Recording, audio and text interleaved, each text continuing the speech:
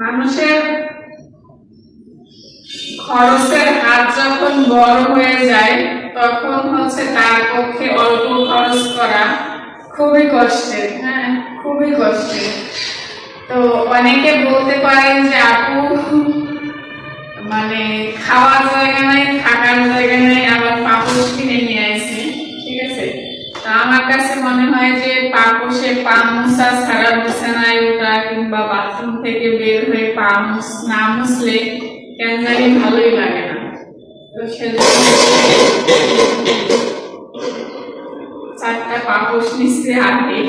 ঠিক আছে, আর ওই যে বললাম যে যা খরচ করার হাত একবার বড় হয়ে যায়, হ্যাঁ, তার কিন্তু কম কম এগুলো আসলে চোখেই পড়ে না, মানে সে ডিপ্রেশনে চলে যায় যে সে আসলে কি করবে।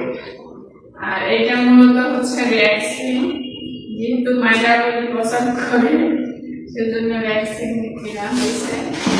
আর এখানে বালতি, মগ, ব্রাশ, বদনা কি লাগে। তো এই আমার নতুন সংসারের জন্য। নতুন সংসারে আজকে বাজার করে নিয়ে আসলাম। তো কি কি বাজার করলাম আজকে সেটাই দেখাবো। হ্যাঁ, মানে হাতে টাকা হাতে মানে করতে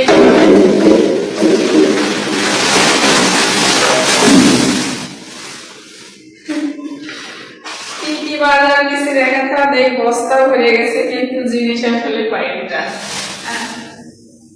আলু, পেঁয়াজ,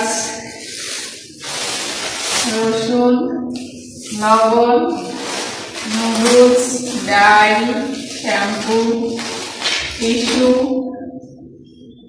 মানে কি কিনবো আমি, আমার মাথাটা নষ্ট হয়ে যাচ্ছে।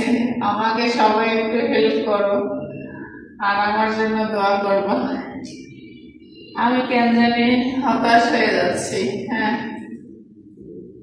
সবকিছু শেষ করার পর আবার শুরু করা খুবই কষ্টের, খুবই কষ্টের। সবাই দোয়া করবেন আমার জন্য।